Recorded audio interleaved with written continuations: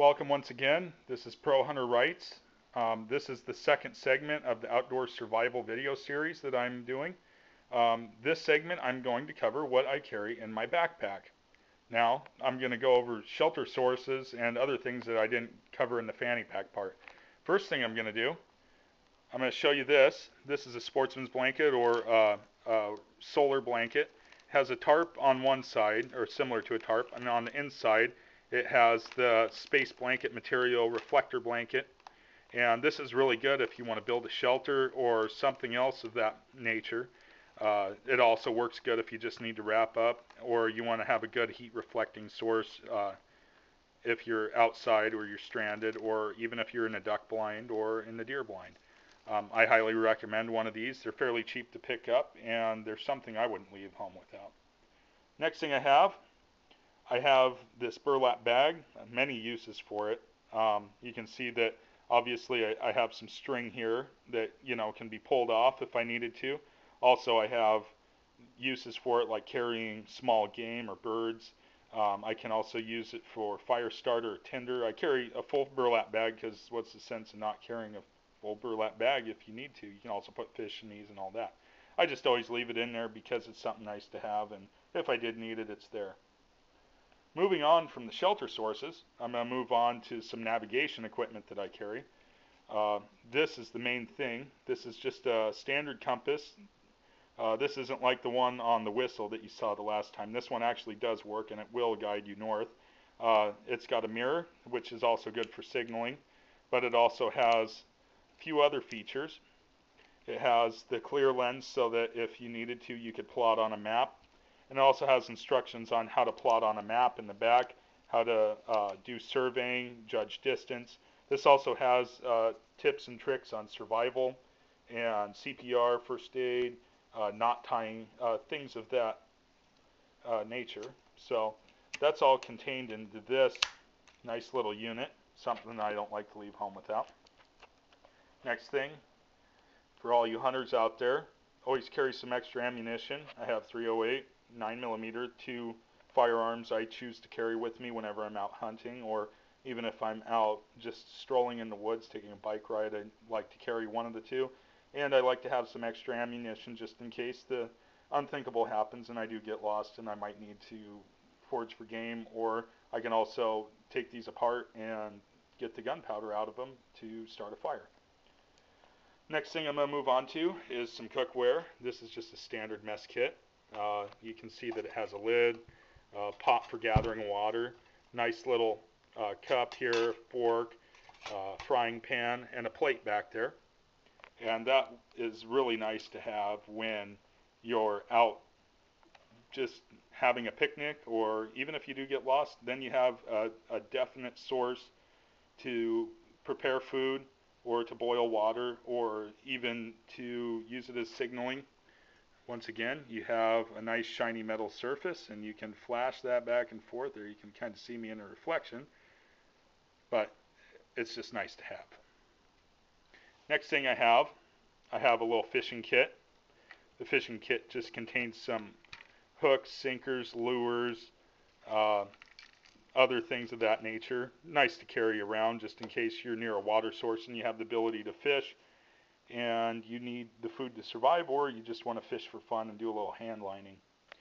Next things I have here, and you probably noticed them very well, are some Blaze Orange clothing. I have a couple hats in here. I was carrying one for a friend at one point. I just left it in there because it's nice to have two hats.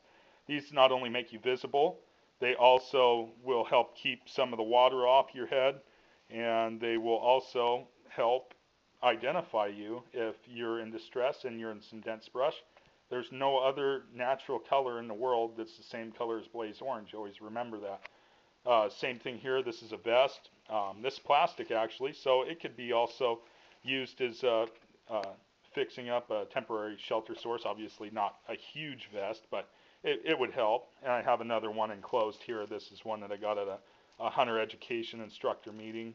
They were just handing them out left and right, and I said, oh, I'll grab one. So, moving on from there, more fire starting source. These are fire starter sticks. These things are awesome. You cannot go wrong with these. They will ignite when they're wet. They'll help you dry out your tinder. They'll stay ignited even if they are doused in water. I'm not sure of when these were actually invented. I remember seeing something when I was younger on the news of them lighting one of these and putting it under a faucet and actually running straight tap water on it, pull it out, and it was still ignited. Awesome to have. Next thing, pair of wool socks. Every hunter needs dry feet, or fisherman, or outdoors person.